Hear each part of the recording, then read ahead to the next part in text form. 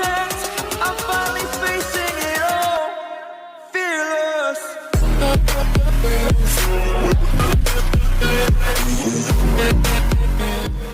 लफ्ज़ फीमा एब्रीविएशन है federal emergency management agency. दोस्तों, अगर आपको याद हो तो डेविड क्राउली ने ग्रे स्टेट मूवी के ट्रेलर में फीमा नाम की एक गवर्नमेंट एजेंसी को दिखाया था। अगर आपको डेविड क्राउली के बारे में नहीं पता है तो मैं आपको बता दूं, डेविड क्राउली वो इंसान है जो एक मूवी के ज़रिए लोगों को इस दुनिया की हकीकत बताना चाहता था, लेकिन इससे पहले कि वो मूवी को रिलीज़ करता और लोगों को इस दुनिया की हकीकत बता पाता, उससे पहले ही डेविड क्राउली, उसकी वाइफ और उसकी बेटी को मरवा दिया गया ताकि वो लोगों को इस दुनिया की हकीकत ना बता सके। दोस्तों, यूट्यूब पर बहुत सारे लोगों ने इस मूवी के ट्रेलर को एक्सपोज किया है। आप चाहें तो वो वीडियोस देख सकते हैं। दोस्तों, क्या है ये फीमा? फीमा कैंप्स क्यों बनाए गए हैं? फीमा लोगों की मदद क्यों करना चाहती है? फीमा कैंप्स में गिलिटिंग मशीन्स और प्लास्टिक बॉडी बैग्स यानी ताबूतों को क्यों रखा गया है? अगर आप इन सभी बातों को जानना चाहते हैं तो इस वीडियो को आखिर तक ज़रूर देखिए, क्योंकि इस वीडियो में मैं आपको कुछ ऐसे राज बताऊंगा जिनको जानना आपके लिए बहुत ज़रूरी है। तो दोस्तों, वीडियो शुरू करने से पहले इस चैनल को सब्सक्राइब करके बेल आइकन को प्रेस कर लें ताकि मेरी हर आने वाली वीडियो का नोटिफिकेशन आपको मिलता रहे।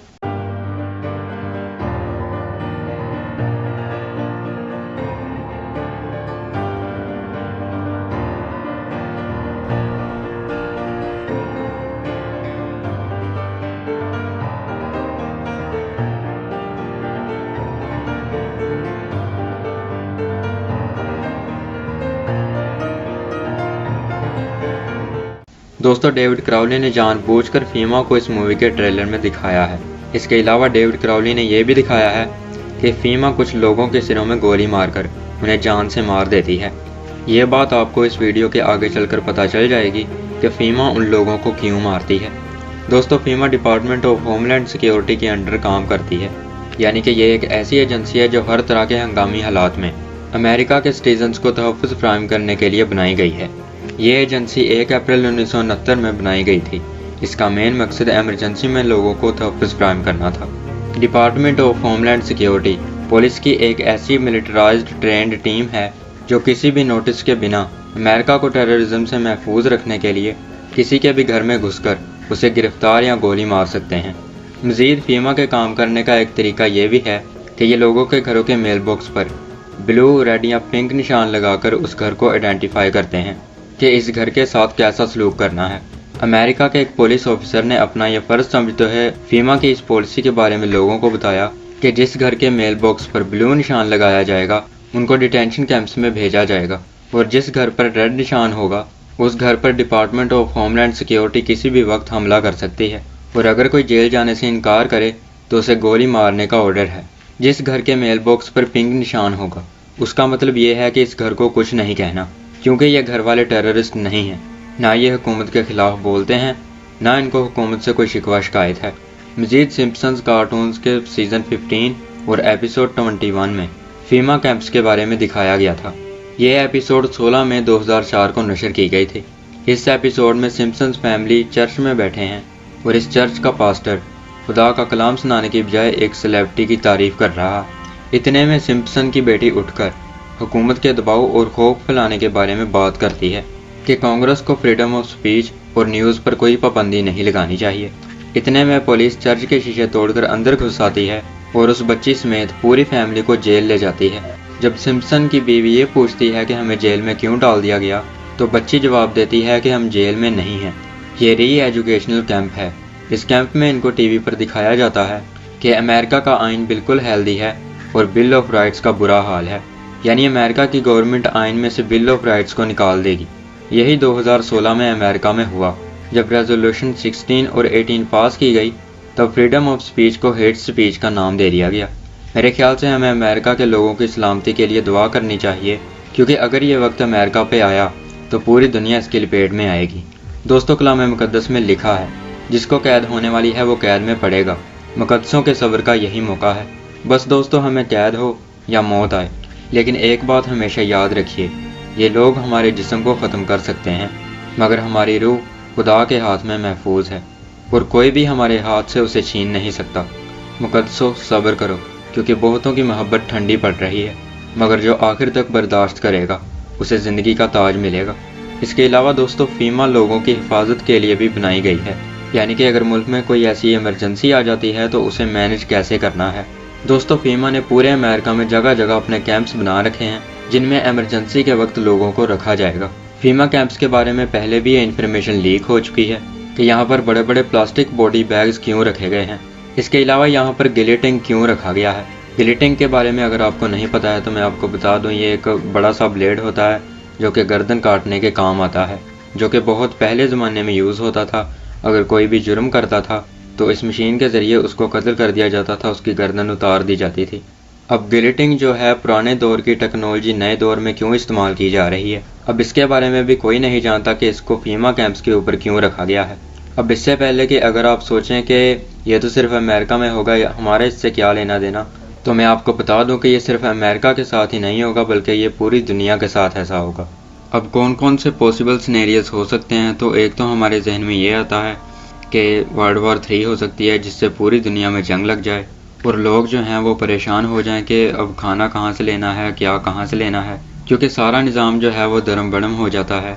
तो ऐसे हालात में अगर गवर्नमेंट लोगों को शेल्टर प्रोवाइड करती है, ऐसी जगह प्रोवाइड करती है जहाँ पर वो महफूज हों, तो ऐसे हालात में लोग जो हैं वो हुकूमत की तरफ भागेंगे ताकि हमारी हिफाजत की जाए। इसके अलावा दूसरी इमरजेंसी ये हो सकती है कि क्लाइमेट चेंज, जिसका ये काफ़ी ज़्यादा शोर शराबा करते रहते हैं कि क्लाइमेट चेंज आ गया है, क्लाइमेट चेंज आ गया है। तो ऐसा हो सकता है कि जगह जगह सैलाब आने लगें और क्लाइमेट की वजह से जगह जगह ऐसे हालात पैदा होना शुरू हो जाएं, आसमानी बिजली गिरने लगे, तूफान आना शुरू हो जाएं, तो इसकी वजह से भी इमरजेंसी आ सकती है। अब इनका इसके पीछे मेन मकसद क्या है, क्यों ये फीमा कैंप्स बनाए गए और यहाँ पर बड़े बड़े प्लास्टिक बॉडी बैग्स क्यों रखे गए, यहाँ गिलेटिंग का क्या करना है। तो ये सारी चीज़ें सोचकर मेरे जहन में तो यही आता है कि न्यू वर्ल्ड ऑर्डर को लागू करने के लिए पहले बहुत बड़ा केओस लाया जाएगा ताकि ऑर्डर आउट ऑफ केओस निकाला जा सके। केओस यही होगा कि एक इमरजेंसी होगी, एक ऐसी तबाही होगी जो कि दुनिया में पहले कभी नहीं हुई है। वो एक जंग की सूरत में हो सकती है, किसी भी सूरत में हो सकती है। अभी जो हमने देखा कि जो हालिया बीमारी आई है उसकी वजह से लॉकडाउन लगा दिया गया था, इमरजेंसी जो है वो नाफिज की गई थी पूरी दुनिया में। अब साल 2020 से ऐसा पहले कभी नहीं हुआ था कि पूरी दुनिया जो है वो किसी एक के कहने पर, यूएन के कहने पर पूरी दुनिया में जो है लॉकडाउन लगा दिया जाए या बंद कर दिया जाए। तो अब ये मुमकिन है कि पूरी दुनिया में एक साथ इमरजेंसी नाफिज की जा सकती है।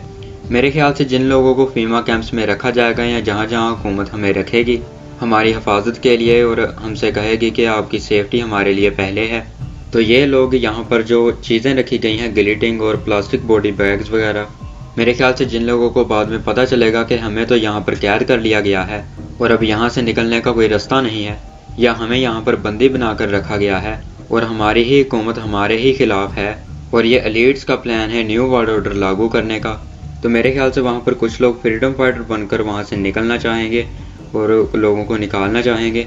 तो ये उनकी सज़ा होगी जो उनकी एग्जीक्यूशन है, उनको मारने का जो तरीका है उसको दूसरे लोग देखकर डर जाएं और कोई भी इनके खिलाफ सर उठाने की कोशिश ना करे।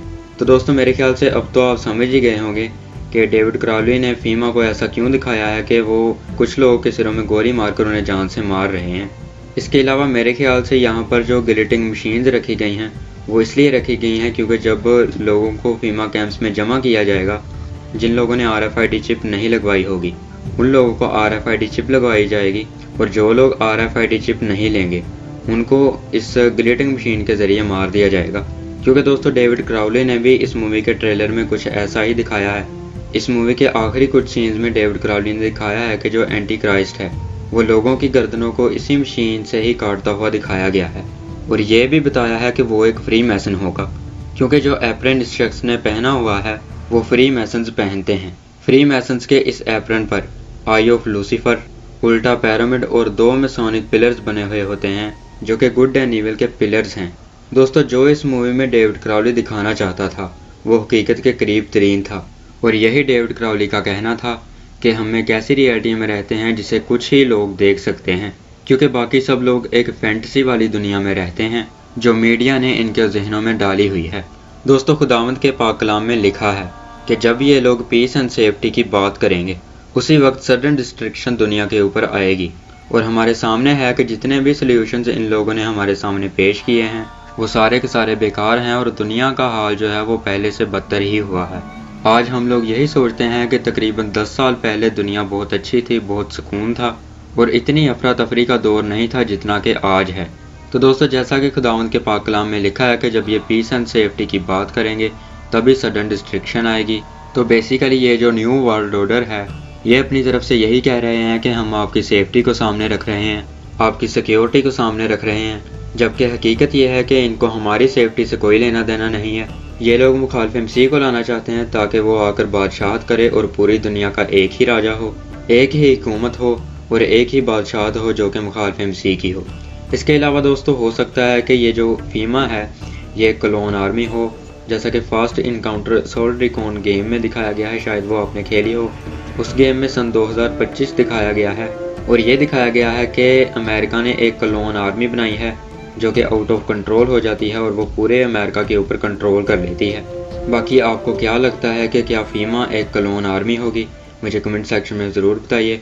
तो दोस्तों, ये तो थी आज की वीडियो। आई होप कि आपको ये वीडियो पसंद आई होगी। अगर पसंद आई है तो इसको लाइक कीजिए, इसको ज़्यादा से ज़्यादा शेयर कीजिए और अब मैं मिलूँगा आपको नेक्स्ट वीडियो में। तब तक अपना और अपनी फैमिली का बहुत सारा ख्याल रखिए।